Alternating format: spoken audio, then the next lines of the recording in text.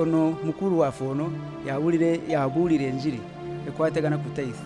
Nze nendaba nga kusinziira bwe nasoma Bible, like the way I read my Bible, abuzabuzamu ebimu naye ebimu bituufu.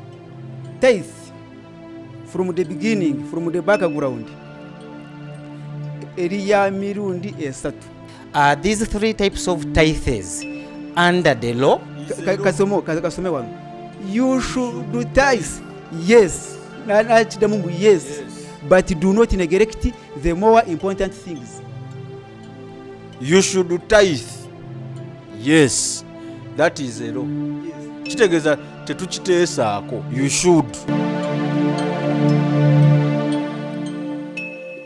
Alright, mwebale abatulaba eyo naje musinzira okutulabira tubebaza. Ffe wano ku Unique Media tugamba nti mmwe abatuwa amaanyi okulaba nga tukola oba oli awo bye tukola. Samike gemanya gange wafula oguti yabeera ku kamera okulaba nga buli kimu kikutuukako eyo nga okiraba. Wiiki ewedde njala soka yisaawo buno nga tunagenda ku mulamu ogw'olunaku olwaleero. Njala sooka ngamba abantu nti nasoma amawulire nga manyi when to ask what, how. So wojjamu inbox, njagala nnyo criticisms, oba wojjamu inbox yange n'ogenda oba mu comments awo. Let us criticize mu ngeri eri civil, because wojja n'onvuma wadde point ye eri relevant obeera ogyonoonye from the start, sigenda kuwuliriza. Ojja n'oŋŋamba nti Sami okisusiza leero lekerawo okubuuza ebibuuzo, ffe tubitegeera. Gweoyinza okuba obitegeera naye ate oyo omulala naye alaba ayinza okuba yeetaaga ebibuuzo byembuuza. So tuleme ku personalizinga Katonda. Kyola nyina obuzibu n'abantu abagamba pastor wagundi akola, pastor wagundi akola. Please, that nonsense should stop. Teri ebyo, tusinza Katonda omu, ate ffenna gwe twagala tugenda mu ggulu limu. Naye mutandika omwawulamu nti pastor ono sijja kuba tulamanya naye mubawulire eyo pastor wagundi akola. Tekiba kirungi. Leka tuwe chance okulaba nga buli omu ali ku channel ayiga, because eno channel yaggulibwawo twewabule, twesomese, tulabe nga tugenda mu maaso. Gwe olaba ng'omanyi buli kimu, then I think eno channel tetukwetaaga. Unsubscribe ogende. Kale, munansonyiwa wemba njogedde bubi naye nga ndowoozeza munyina okuyisaawo ekyo. Naku leero tukomyewo tube nga ate tutemaatema ensonga. Mukulu ali ku side eno si mupya. Yaleeta obuzibu bungi nnyo ku channel. Sami navumwa, nagamba nvudde ku mulamwa. Abamu bagenda ne ku channel endala eya Chaliwa ng'omu ne bampaabira. Yangamba ekiri ku Unique Media twawambiddwa, aleesa abantu beeno. Omukulu ono agenda bayeyanjula, then tube nga tugenda mu maaso. Then ku ludda luno naye nga sinaba kudda kasuke yeyanjule, then tutandikire awo. Omukulu yogera amannya go, tutandike emboozi. Neeyanziza nnyo omukulu Sami. Mukama yeebazibwe, abatulaba mwenna Mukama mulungi ebiseera byonna. Amanyi gange nga bulijjo, nze omusumba Mutemo Baswali. Erinnya terikyukanga, omusumba Mutemo Baswali okuva mu Breshamu Revival Ministries International. Mukama abawa omukisa nga mutuwuliriza. Kale, oyo ye musumba Mutemo. Erinnya abamu bagenda ne baŋŋamba erinnya ku njiri gy'obuulira lina kuba Mutemu, si Mutemo.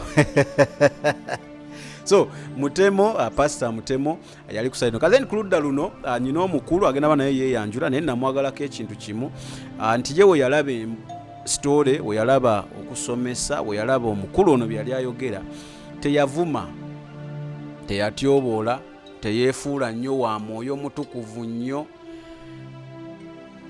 Yajja in inbox n'angamba omanyi omukulu oyo byasomesa sikkaanya nabyo, era njagala ku John Set naye tugasimbagane. N'angamba naye muweemu obudde kansooke mmaleyo zi video zonna nemugamba wabulayo nga 2-3 kasuke nzimaleyo then ndabe buli kyasomesa nzije mwenga kati nekyo nze kyenjagala ku channel eno si kuvuma. Let us discuss on principle. Nti ono waleeta verse n'aginyonyola bubi ku ngeri yo gwe jangu ŋŋambe nti nedda ssebo yagitegeera mu bukyamu mpa obudde nzije mukole kimusomese kuba naye si yasinga okutegeera. Buli ali ku seeti wano sifa abasingayo okutegeera bye tuba twogerako naye tuba ndowooza yaffe.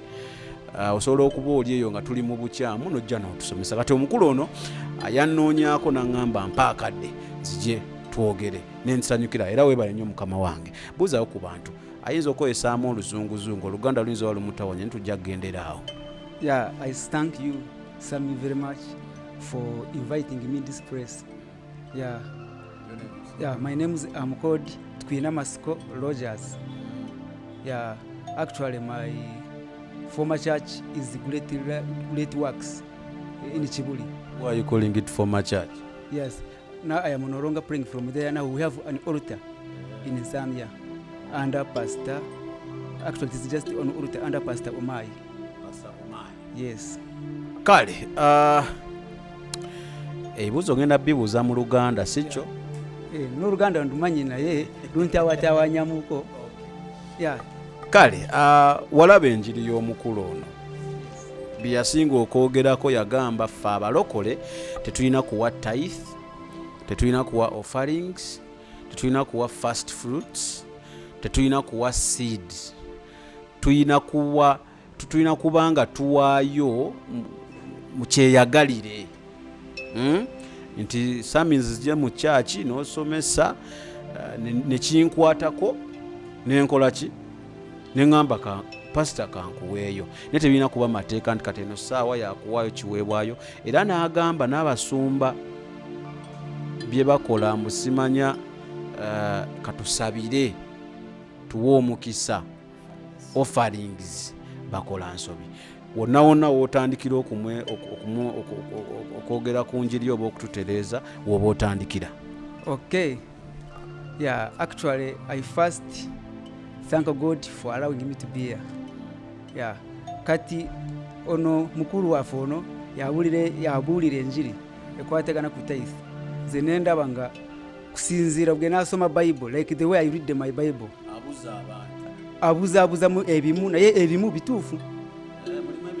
Walimu ebituufu ebyayogera walimu n'ebikyamu. Kati tutandikire ku biki? Kati mpozi ze kansooke let me just outline ebituufu gyayogera ate oluvannyuma tugende ku kinyusi. Kale tutandike n'ebituufu oba oli awo byayogera byokkaanya nabyo then tugende ku kirala. Yeah. Anyway, kati ku bituufu byayogera maybe I may not go deep at the moment. We shall first go deep ku biri ku bikyamu naye bino just let me outline them. Ku circumcision kyo kituufu. Yeah, we are no longer circumcising like kugamba mbo mutuukirivu soke bakamusaka. Yeah, so ekyo kyo kituufu naye kati waliwo abali mu comments waliwo abagamba nti omukulu ono vaasi yagifuna mu bukyamu nti abalokole b'ennaku zino basakamusayizinga mwoyo si physical circumcision ng'ono we yali agamba. Yes, kati like tusakamusayizinga omwoyo ani gyawandikibwa gyebiri but what you know at the moment we shall go deep on the other side where is wrong. But here let us just outline where he was right. Maybe when we get like time after we can still even pass through those ones. Like circumcision, it is right. Sabbath, we are no longer like worshiping on Sabbath. So also verses are there. Yeah, ekirala ndoze kirala tikiriyo naye ebirala bya tithe offerings. Roja omusajja enjiri gye yabuulira kumpi essaawa 3 ebintu bibiri byokka byebituufu. Bituufu nnyo bibiri byokka. Yes, bituufu naye ebirala ebirala. By the way, si kugamba mbu mubi. You see, like the way we understand the Bible. We understand the Bible differently. You get it? Kati nyinza kusoma Bible nze nenjitegeera olwange. Yeah. So but naye nze in most cases I like meditating. Yeah. Kufumitiriza ku kigambo. Njagala ntegeere kiki. Ono yari ategeeza ki. Njagala going deep okitegeera. So naye sometimes uyinza kusanga nga wale kigambo kiwakwata obulala naye oluvannyuma n'oyeteereza still. It is actually this part is very okay. Is a good man. This one, but naye ebigambo bimu yabifuna mu bukyamu. Yabifuna mu bubi. Naye actually I like him. He is a good researcher. Yes, he's a good man. A very technical man. Kitegeera. Naye wale ebigambo bimu yabifuna mu bukyamu naye nandi yagade muterezemu at least tugendere wamu. Tutereze baba. Yes. Akubanga fena tuli bana ba Katonda. Kitegeera. We are all children of God. We are supposed to sharpen ourselves. It is written that iron sharpens the iron. So kati naye ayinza kumbulira meryambula nemuyigirako ate nange nanjigirako kitegeera. So iron sharpens the iron. That's what is going to take place. Naye n'abalala nabo bategere bayige tugende maaso. Yeah, nze lemi kansoke ne tithe. Tithe from the beginning, from the background. Eri ya mirundi esatu. Tithe. Naye abantu bamanyi nti tithe emu. Tithe ya mirundi esatu. Tithe esooka. It is Levitical tithe. Naye nja kukinyonyora ko neri yawandikibwa. Eyokubiri eri festival tithe. Levitical tithe. Festival Tithe. Oh, that festival tithe you can call it feast tithe. Feast. Yes. Endala yokusatu eri poor tithe. Yes. Kuwa actually nja kukinyonyora ko baja kubitegeera. Naye kati oyinza kutakitegeera mama. So kansoke ne Levitical tithe. Yes. Kati Levitical tithe, when you read the book of Numbers, nze ejange, by the way, for me I like the Bible to speak. When I am explaining my words, I always use verses. I want the Bible to speak. Sagala nkozesa amagezi gange kitegeera. Toyagala palapase. Yes. Naye nze njagala nkozese Bible direct. Eyogerere. Kati Levitical tithe katugende muki actually abarabi maybe I can ask you to get a pen, to get a paper and a Bible and note and you read even yourselves, because these things you should not only hear, you should also read. When you read, you understand more.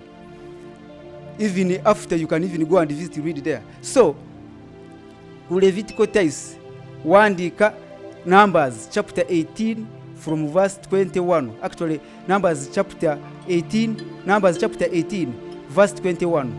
Kati tusome tulabe egambe ekya. Numbers 18:21. Eyogera bwe. Sebo, chetusoma kyo bikula twala webuzebuze. Bas, tusome. Behold, I have given the children of Levi all the tithes in Israel as an inheritance. Can you understand that word inheritance? Simanyi oja kukaleta mu Ruganda.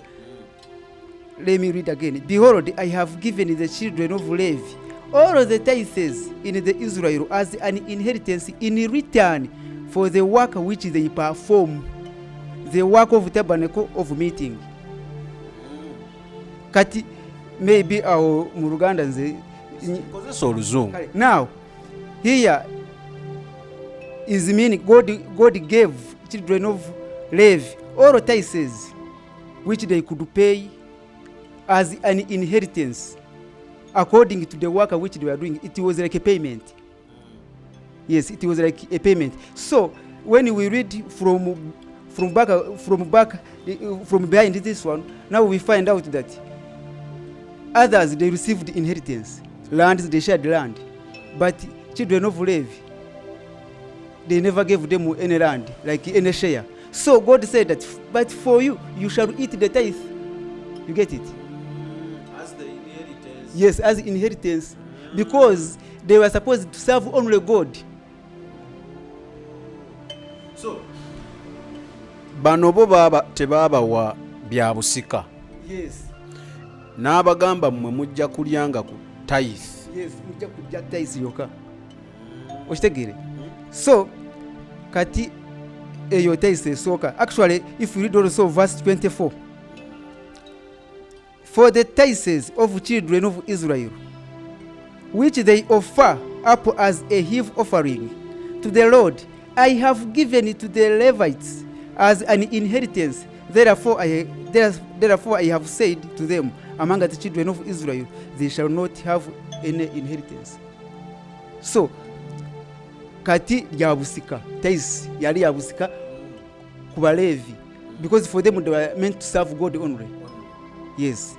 So actually still tukyali ku tithes y'Abalevi waliho tithes of tithes, still it is a part of Leviticus still. Ya Abalevi abo nabo bali bawa tithes still abo benyine, tithes of tithes. So when we go to Numbers chapter 18 still, verse 25 to 26, let me read. Then the Lord spoke to Moses, saying, Speak thus to the Levites, and say to them, When you take from the children of Israel tithes, which I have given you from them as your inheritance, then you shall offer a heave offering of it to the Lord, a tenth of the tithes. You get it? A tenth of the tithes. So yeah, bakijja kucha kimu kya 10 nabo bali balina kuwaayo. Kati gambe mbu kimu kya 10 bakuwadde akakade kamu, nawe olina nabo Abaleeva balina kukwatako kimu kya 10 still kukade kali. Yes, okitegere. Yeah, kale katugende mu maaso bali bakiwani. Now if we read the verse 28, thus you shall offer an heave offering to the Lord from all your tithes which you receive from children of Israel, and you shall give the Lord's heave offering from it to Aaron the priest. Ekyo kyo kyali kya Aaron. Kitegeera? Yeah, nga kiva ku kimu kya 10 kiri. Yeah, kati kyo nga bakiwa ani Aaron priest. Okitegeere? So kati eyo tithes esooka y'Abaleevi. Okitegeere? Levitical tithes. Ate yo bali bagiwa buli makungula. Buli makungula nga bawaayo. Okitegeera? It was not like it is annual. Buli bw'okungula katugambe mbu you have planted maize something and another something, you keep on picking tithes. You get it? On everything. It was not annual, it was from every anything which any harvest which you get. So but it was not annual, it was like continuous tithing in a year. Buli wokungula buli kyofuna ng'owaayo. Kati now let us go to the second tithes, which is the festival tithes or feast tithes. Feast tithes yo yali ya mwaka, wali bagiwanga omwaka nga gugwako buli mwaka. Bagamba buli mwaka mulina kuwayo tithes. Kati katugende mu kitabo kya Deuteronomy chapter 12. Ebintu bino biwulira bulungi. Deuteronomy chapter 12 verse 5 to verse 7. Deuteronomy 12 5 to 7. You shall not. Okay, Deuteronomy 12 5. Okay, wafunye. But you shall seek the place where the Lord your God chooses out of all your tribes to put his name for his dwelling place, and there you shall go. There you shall take your burnt offerings, your sacrifices, your tithes, your heave offerings of your hand, your void offerings, your free will offerings, and firstborn of your herds and flock. And there you shall eat before the Lord. And you shall rejoice in all to which you have put your hand. You shall, and you, your household, in which the Lord your God has blessed you. Now here is telling us that they shall bring all tithes, offerings, and actual sacrifices. There are very many which they have, like on verse 6. Kati awo ayogeddeko bingi, burnt offerings, sacrifices, tithes, heave offerings, and void offerings, free will offerings, yali bingi egibaali bawaayo, kitegeera. So kati wano n'agamba mbu you shall eat. So abantu ababiwaddeyo bo bennyini balina kubirya. Keeko Pastor Mutemo ke weesibako luli beera mu kiraasi. Kati bino bano babiwaddeyo bo bennyini balina kubirya.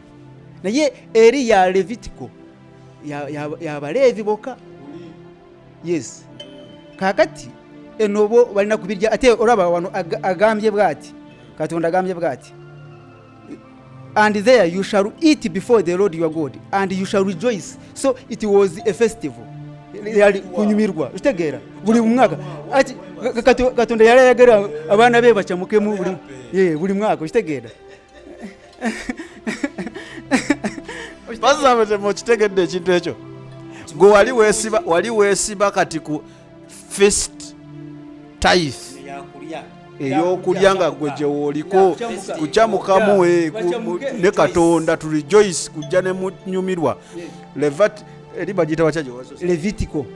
Levitico gwe wali togimanyi. Noti nga tukusomese baba. Actually y'Abaleevi na Aaron. Okay. Kati awo katugende ku verse. Actually tukyali ku feast. Naye awaliwo still this one is almost the same. Naye kantusome Leviticus, Deuteronomy chapter 14 22 to 23. Deuteronomy 14 22 to 23. You shall truly tithe all the increase of your grain that the field produces year by year. Ukitegedde? Ya mwaka. And you shall eat before the Lord them with themselves. They shall, yeah, and you shall eat before the Lord your God in the place where he chooses to make his name abide. The tithe of your grain and your new wine and your oil of the firstborn of your herds and your flocks, that you may learn to fear the Lord your God always. So okitegedde. So wano yali ya mwaka. Rogers ngutegedde. Pastor Mutemo yali yankwatira awo. Eyo gye yaŋŋamba. Kumbe waliyo za mirundi emeka? Waliyo yo feast. Pastor Mutemo gye yansomesa. Waliwo y'Abaleevi Levitico. Baleevi oba Aaron? Yeah, actually waliyo y'Abaleevi ne Aaron. Kati eyokusatu. Eyokusatu poor tithe. Yes. Kati by the way n'abaavu bali babawa kimu kya 10.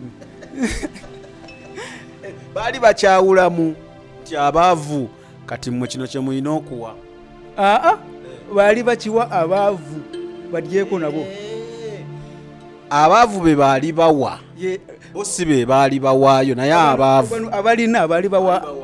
Akwanga omwavu yali gatalina kyawaayo. So mulina kubawaayo nabo basanyuke. Gira ebyawandiikibwa nze ku luno nazze tuli ku Bino tetuli ku Palapase. Omanyi oli baŋŋamba Pastor Mutemo oyogera nnyo waka muki. Kati now let us go to poor tithe. Eno ya ejibawa abaavu. At the end of every third year. Kati bo ogiraba kati bo bali bajibawa oluvannyuma rw'emyaka 3. At the end of every third year you shall bring out the tithe of your produce of that year, and store it within your gates.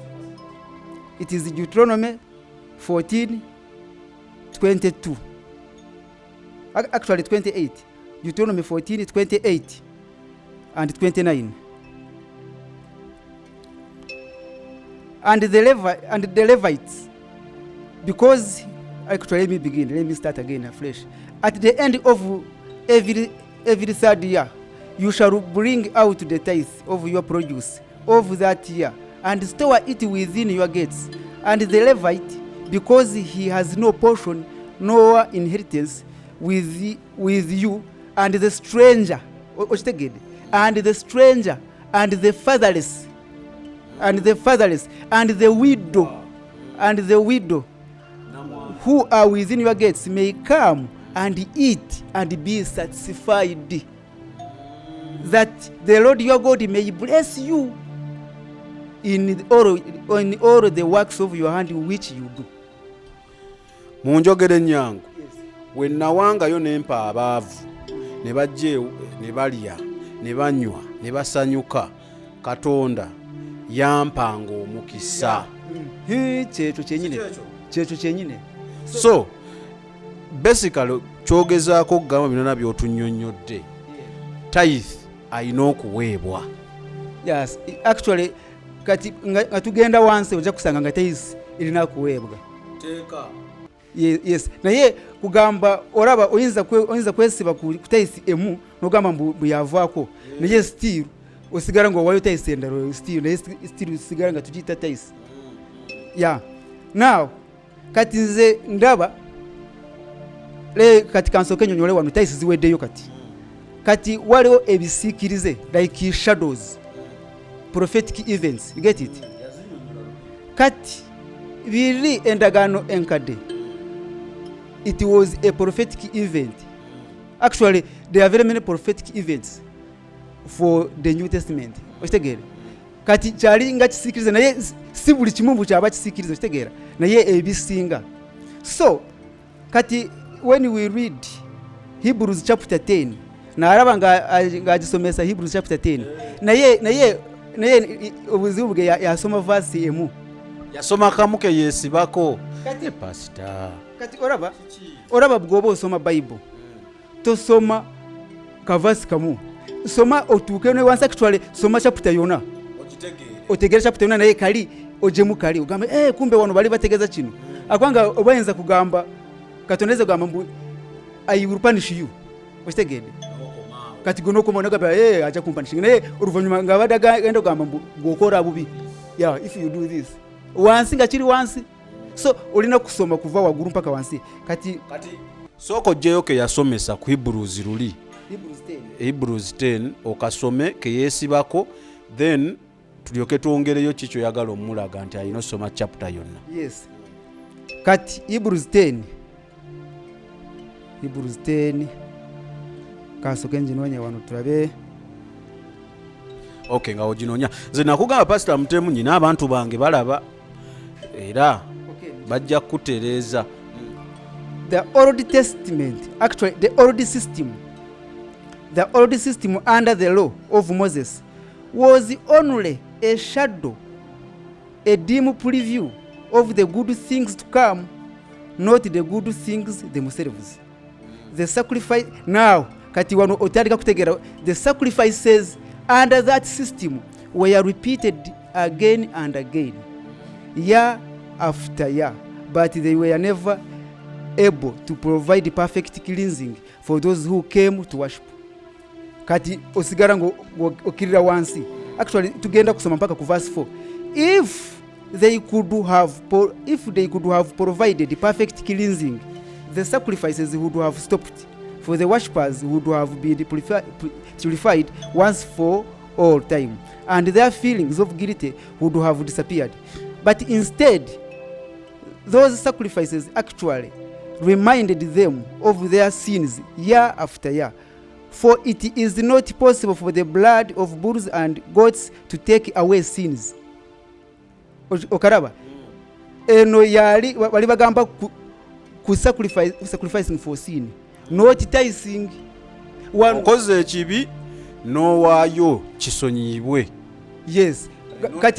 Kati balibo sometimes back they used like bulls, goats for sin offerings. Okitegedde nga bawaayo nga nebazisarako ezimu nebazikwata ku mutwe nebogerako ebibi gyoli akoze ekibi eri bagita escape goat nebagisindika mu mudungu kati netwala ebibi mudungu kati olutwala ebibi mudungu endala nebagisara omusayi nebagu mansa kugundi ko oluta so naye it was not perfect. Kati ye yakinyonnyola atya? Kati ye yagamba nti mbu yasomako kano akasooka the old system under the law of Moses was only a shadow. Nakomao ekitegeera teyamalayo wansi kugamba mbu which old system what are they trying to mean up to down where they were not meaning tithes, they were meaning sin sacrifices. So actually waliwo n'endala